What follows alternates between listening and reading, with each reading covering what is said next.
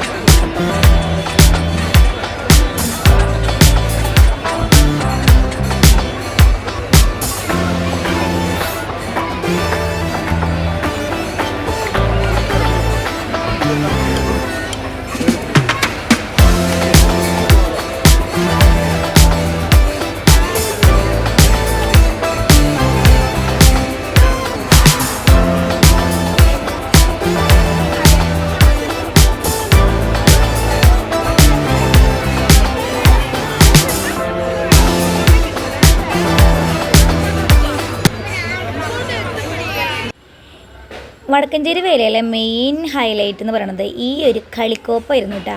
വരുന്നവരും പോണവരൊക്കെ പിടിച്ച് നിൽക്കുന്നുണ്ടായിരുന്നു. ഇതെന്താ ഈ ഒരു ഐറ്റം എന്ന് പറഞ്ഞിട്ട് ഞങ്ങളും ആ ഒരാളുടെ അടുത്തേക്ക് പോയി. ഒരു കുടയിലാണ് ഇത് മൊത്തമിട്ടിട്ട് ആൾ കച്ചവടം ചെയ്യണ്ടായിരുന്നത്. പല കളർ, മഞ്ഞ, ചുവപ്പ്, നീല, കിളിമഞ്ഞ, തത്തമ്മ പച്ച, എല്ലാ കളറും ഉണ്ട് കേട്ടോ. അപ്പോൾ ഈ സംഭവം എവിടെ പിടിച്ച് ഞെക്കിയാലാണ് ഇതിൻ്റെ പീ ശബ്ദം വരാന്നുള്ളത് നോക്കിക്കൊണ്ടിരിക്കുക. നീലാണ്ട് പിടിച്ച് വിളിച്ചിട്ടും ഒരു ഐഡിയയും കിട്ടുന്നില്ല. ഞാൻ എന്നിട്ട് കാണിച്ചു കൊടുത്തുട്ടാ. അപ്പോഴേക്കും ആനതാ പിന്നാമ്പുറം തിരിഞ്ഞ് നിൽക്കുകയാണ്. പുറകിലോട്ട് 2 കാല് വെക്കുന്നതോട് കൂടി ഞങ്ങൾ വേഗം എവിടേക്കോ ഓടിയെന്ന് പറയാൻ പറ്റില്ല കേട്ടാ. പിന്നെ പൂരം കാണാനായിട്ട് അമ്പലത്തിനുള്ളിലോട്ട് പോയിരുന്നു.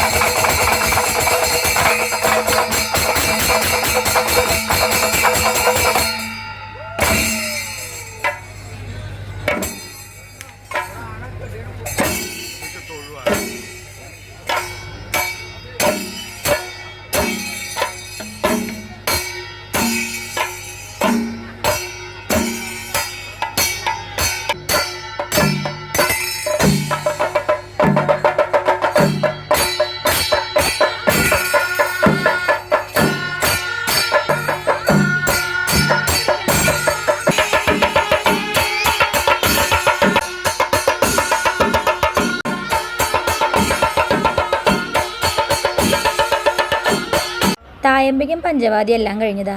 ആന മന്നത്ത് ഭഗവതിയെ വണങ്ങി പൂവാണ് കേട്ടോ. ഇത് വേറെ എവിടേക്കല്ല, വെടിക്കെട്ട് തുടങ്ങാൻ സമയമായല്ലോ. അപ്പോൾ ആ പന്തലിൽ വന്ന് നിരക്കും. നിരന്നതിന് ശേഷമാണ് വെടിക്കെട്ട് സ്റ്റാർട്ട് ചെയ്യുക. ആ തിരക്കിൻ്റെ ഇടയിൽ ഞങ്ങൾ നിന്നുകൊണ്ട് വീഡിയോ എടുക്കലാണ് കേട്ടത്. ഞങ്ങൾ സമ്മതിക്കണം. കണ്ട ആ ചേട്ടന്മാരൊക്കെ നോക്കുക, ഈ പിള്ളേർക്ക് എന്താ പ്രാന്താണോ എന്ന്. കാരണം തിരക്കുകളുടെ ഇടയിൽ ഇങ്ങനെ നിന്നിട്ട് നമ്മൾ ആൾക്കാരെ മുഖത്തെ ഈ ഭാവങ്ങൾ കാണുമ്പോൾ ഒരു പ്രത്യേക രസമാണ്. ഞങ്ങൾ അതും കഴിഞ്ഞ് പന്തലിനുള്ളിൽ നടന്ന് വന്നുകൊണ്ട് പുറത്തേക്ക് നടക്കാൻ വയ്യാത്ത അപ്പാപ്പനെ എടുത്തുകൊണ്ട് വരുന്നുട്ടാ. ഇപ്പോൾ ഞങ്ങൾ സംസാരിച്ചുകൊണ്ടിരിക്കുന്നത് വളരെയധികം ശക്തമായ ഒരു സാധനത്തിനെ പറ്റിയിട്ടാണ്, വേറെ ഒന്നിനെ പറ്റിയിട്ടല്ല, ആനപ്പിണ്ടത്തിനെ പറ്റിയിട്ട്. ഞാൻ പറഞ്ഞു ആനപ്പിണ്ടത്തിൽ കാണാണ്ട് ചവിട്ടി കഴിഞ്ഞാൽ മുടി നല്ലോണം വരുന്നു. അപ്പോൾ ദൈവവും സുബരും എവിടെയൊക്കെ ആനപ്പിണ്ടം ഉള്ളതെന്ന് നോക്കിക്കൊണ്ട് നടക്കുക കാണാണ്ട് ചവിട്ടാനായിട്ടേ. ഞാൻ കാണാണ്ട് ചവിട്ടിയിട്ടാണ് മുടി വലുതായി എന്ന് പറഞ്ഞപ്പോൾ അവരങ്ങോട്ട് വിശ്വസിച്ചു. പിന്നെ എവിടെയാ മാനപ്പിണ്ടം എന്ന് പറഞ്ഞ് നോക്കി നടക്കുക. എന്താ ചെയ്യുക, പുവർ ഗൈസ് പറഞ്ഞത് എന്തും വിശ്വസിക്കും. തിരക്കിൻ്റെ ഉള്ളിൽ കൂടെ നടന്നു വന്നപ്പോഴാണ് ഞാനൊരാളെ കണ്ട്. ഹലോ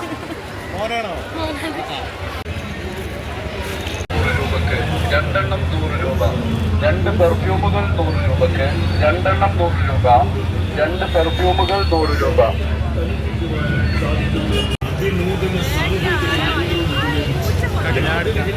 ഈ ഒരു കളിപ്പാട്ട ടീമിൻ്റെ അടുത്ത് എത്തിയപ്പോൾ സുബ്രു പറഞ്ഞു എനിക്ക് എന്തേലും വെടിക്കുന്നു. വാള് കാണിച്ചെടുത്തപ്പോൾ പറഞ്ഞു വാള് വേണ്ടെന്ന്. അവസാനം ആളുടെ കണ്ണുകൾ ഉടക്കിയത് ഒരു തോക്കിലായിരുന്നു കേട്ടോ. അവൻ്റെ വിചാരം അത് വാട്ടർ ഗണ്ണായിരുന്നു എന്നാ. അയാളത് മേടിച്ച് എങ്ങനെയത് വർക്ക് ചെയ്യിക്കണേ പറഞ്ഞു 2 പൊട്ടിക്കൽ അങ്ങോട്ട് പൊട്ടിച്ചു. അയ്യോ എനിക്ക് തോക്ക് വേണ്ടേന്ന് പറഞ്ഞ് സുബ്രു ഓടാൻ തുടങ്ങി. അവസാനം എന്താ വീടിൻ്റെ ഇവിടെ എത്തിയപ്പോൾ വെടിക്കെട്ടിന് ടൈമായി. ഞങ്ങളിത് പാടത്തേക്ക് ഓട്ടാണ് കേട്ടോ. പാടത്തിൻ്റെ അവസ്ഥ വളരെ ശോകമായിരുന്നു കേട്ടോ. എത്ര പേര് കുണ്ടിൽ കുഴിയിൽ വീണ്ടും ദൈവത്തിനറിയാം. നീലാട്ട പോലെ തെങ്ങേറ്റക്കാരൻ്റെ പോലെയാണ് കേട്ടോ മുണ്ടൊക്കെ മടക്കുത്തി പോണത്. ഞങ്ങൾ മൊബൈൽ ടോർച്ചൊക്കെ അടിച്ചിട്ടാണ് ഈ പോയിക്കൊണ്ടിരിക്കുന്നത്. കാരണം പാടത്തെ അവസ്ഥ നമുക്ക് മാത്രമേ അറിയുള്ളൂ. പാമ്പുകളുടെ വിളയാട്ട് നടക്കുന്ന സ്ഥലമാണത്. അറിയാത്തവരൊക്കെ വരമ്പത്ത് കയറിയിരിക്കണ്ടായിരുന്നു. അപ്പോഴേക്കും എന്താ 5 ടീം, രമി ചേച്ചി, ശ്രുതി എല്ലാവരും വന്നിട്ടാ. പിന്നെ കുറച്ച് കഴിഞ്ഞപ്പോൾ വെടിക്കെട്ട് സ്റ്റാർട്ട് ചെയ്തു.